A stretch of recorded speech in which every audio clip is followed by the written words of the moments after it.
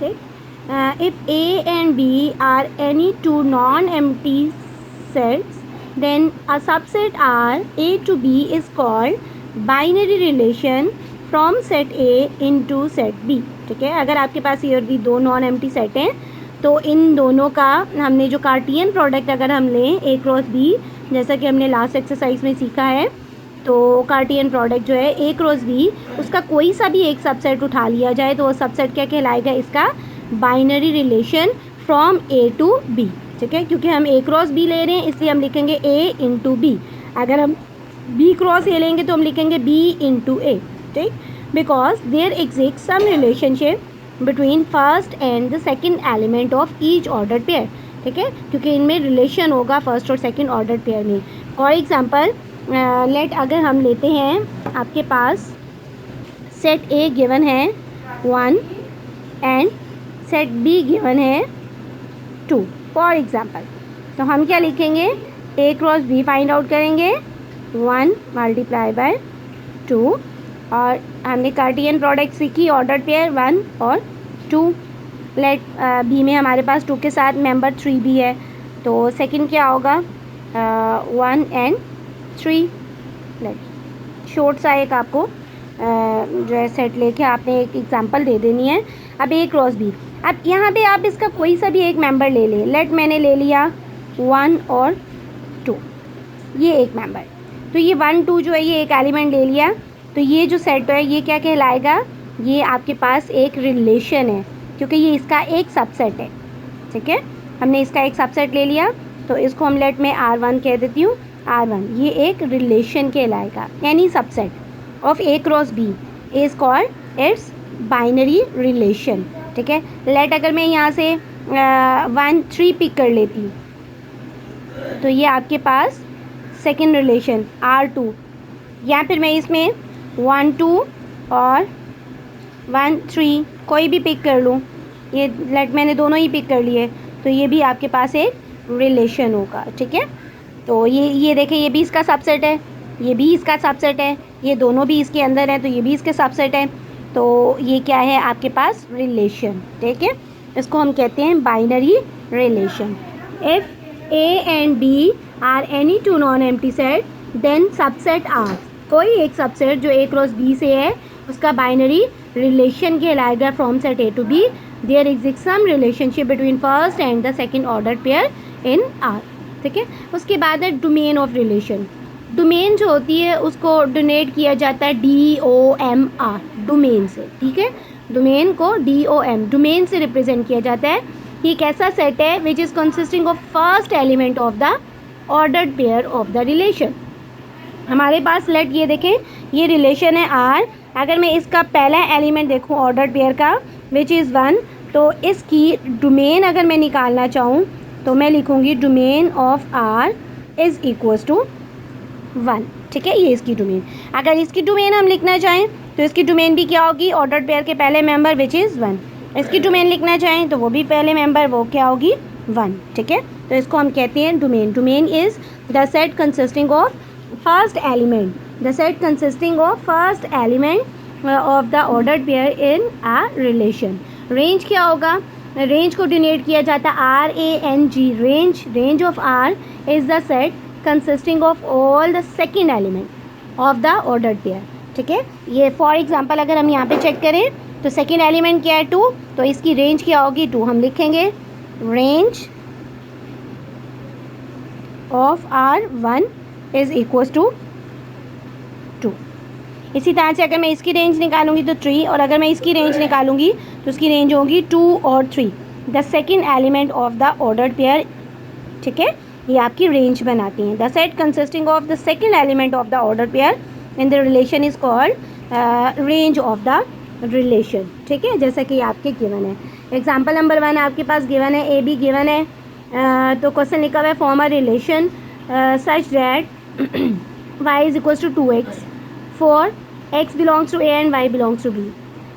क्या कह रहा है कि आपने एक ऐसा रिलेशन बनाना है जिसमें आपके पास जो y है वो 2x के इक्वल होगा. ठीक है, तो अगर आप इसको चेक करें, फॉर्म अ रिलेशन, उसने रिलेशन बना के बल्कि बता दिया फॉर्म अ रिलेशन अब यहाँ पे देखें y क्या है आपके पास, x क्या है 2, y क्या है 2x का मतलब है उसका 2 को x से मल्टीप्लाई करें तो y आएगा 2 2 ज़ा 4, 3 2 ज़ा 6, 4 2 ज़ा 8। तो ये उसने एक आपको रिलेशन बना के दिखाया। अब उसने क्या किया, उसकी डोमेन क्या होगी, पहले मेंबर 2 3 4, रेंज क्या होंगी सेकंड मेंबर 4 6 8। तो ये आपकी एग्जांपल नंबर 1 है जिसमें आपने इसकी डोमेन और रेंज। सपोज ए और बी गिवन है और फॉर्म अ रिलेशन, उसने एक रिलेशन बनाया। कैसे बनाया है, x plus y is equal to 6 के x और y को प्लस करें तो 6 आए। अब यहाँ पे चेक करें, ये 1 है, 1 में क्या चीज़ प्लस करेंगे 5 तो 6 आएगा। 2 है, 2 में क्या चीज़ ऐड करें तो 6 आए, कुछ भी नहीं है। 3 ऐड किया तो 6, 4 और 2 ऐड किया तो 6। तो उसने यहाँ से एक आपका रिलेशन बना दिया जिसमें ये कंडीशन वेरीफाई हो रही है x plus y is equal to 6। अब इसकी डोमेन क्या होगी, पहले मेंबर 1 3 4, रेंज क्या होगी सेकंड मेंबर 5 3 2। तो आप इसको अरेंज करके 2 3 5 ये आपके पास बाइनरी रिलेशन और ये उसकी डोमेन और ये इसकी रेंज और ये आपका एक डेफिनेशन और उसके साथ साथ ये कंप्लीट हो गया। आपने याद करना है बाइनरी रिलेशन की डेफिनेशन को, डोमेन ऑफ रिलेशन को और रेंज ऑफ रिलेशन को, ठीक है। और ये दोनों एग्जांपल्स भी साथ करनी है। इसके साथ साथ जो क्वेश्चन आप सॉल्व कर सकते हैं वो क्वेश्चन है आपकी एक्सरसाइज 5.4 है। इसका पहला क्वेश्चन है, if L and M then find 2 binary relation L cross M and M cross M। ठीक है, कि आप L और M पहले मल्टीप्लाई करें, L क्रॉस M निकालें और फिर कोई से 2 बाइनरी रिलेशन निकलें। ठीक है, ये इंपॉर्टेंट होता है आपका। क्वेश्चन नंबर 1 शॉर्ट क्वेश्चन है, क्वेश्चन नंबर 2 भी शॉर्ट क्वेश्चन है और क्वेश्चन नंबर 3 भी आपका शॉर्ट क्वेश्चन है। ठीक, 1 2 3 3 क्वेश्चन आपने आज जो है ये करने हैं। पहला क्वेश्चन मैं आपको फिर भी बता देती हूँ, ठीक है, उसी से आपने सेम वैसे ही नेक्स्ट आपने जो है 2 और 3 करना है। पहला question, if L is equal to A B C, L is equal to A B C और M आपके पास गिवन है 3 4। हम क्या करेंगे, L क्रॉस M निकालेंगे। सबसे पहले L लिखा सेट और सेट M लिखा, इसको ऑर्डर्ड पेयर की फॉर्म में पहला A 3 के साथ, A को 4 के साथ, ठीक है, फिर B को आपने 3 के साथ, फिर B को 4 के साथ, फिर आपने C को 3 के साथ और देन C को 4 के साथ। ये सारे के सारे आपने कर लिया। इसको हमने कहा कार्टियन प्रोडक्ट है आपकी L cross M, L cross M हमने।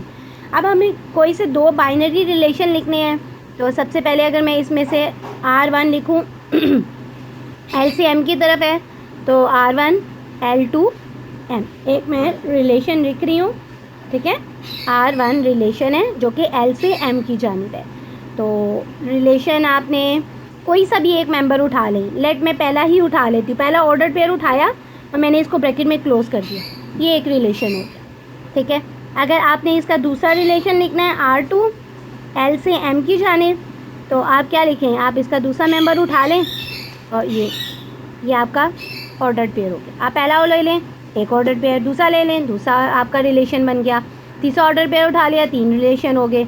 चौथा उठा लिया। इसी तरह से आपके जितने भी रिलेशन बनाए जा सकते हैं। कितने रिलेशन बनाए जा सकते हैं, तो इसके लिए फार्मूला होता है 2 raise to power number of element जो आपके L और M के होते हैं। L में कितने मेंबर हैं 3, M में कितने मेंबर हैं 2, तो आपके पास आया 2 रेज़ टू पावर 6 और 2 की पावर 6 कितनी होगी 64 तो 64 नंबर ऑफ़ रिलेशन आप इसके बना सकती हैं, ठीक है। पहला रिलेशन हमेशा एम्प्टी सेट, आप एक एम्प्टी सेट ले लें तो वो भी एक रिलेशन है। लेकिन आप पहला सेट, अगर आपके पास क्वेश्चन आया है कि कोई से 2 बाइनरी रिलेशन लिखें तो आप पहला वाला मेंबर उठा लें। पहला ऑर्डर पेयर उठाया एक रिलेशन, सेकंड उठाया तो आपका दूसरा रिलेशन बन गया, ठीक है। तो इसका सेकंड पार्ट लिखा हुआ है L टू M, तो मैंने आपको बता दी है M से L की जानिब, M क्रॉस L। तो आपने सेम ऐसे ही करना है। आपने क्या करना है, M को पहले लिख लेना है, ठीक है, ये M वाला मेंबर पहले लिख लेंगे, L को बाद में। इसी तरह से मल्टीप्लिकेशन करेंगे और कोई से 2 रिलेशन बना लेंगे तो ये आपका क्वेश्चन नंबर 1 कंप्लीट हो जाएगा, ठीक। क्वेश्चन नंबर 2 है Y then make two binary relation y to y, तो y को y से मल्टीप्लाई करेंगे और कोई से दो रिलेशन। और डोमेन और रेंज आपको पता है अगर मैं बता दूं इसकी R1 की अगर डोमेन निकालनी होती तो मैं क्या करती, मैं लिखती डोमेन ऑफ R1, पहला मेंबर डोमेन है, ठीक है। और अगर रेंज भी निकालनी है तो range of R1 which is equal to 3। इसी तरह से अगर मुझे R2 की है डोमेन ऑफ R2, तो ये आपके पास आ गया ए पहला मेंबर। और अगर हमें रेंज भी निकालनी है तो रेंज आपके पास इसकी होगी range of R2 which is second member which is 4, ठीक है।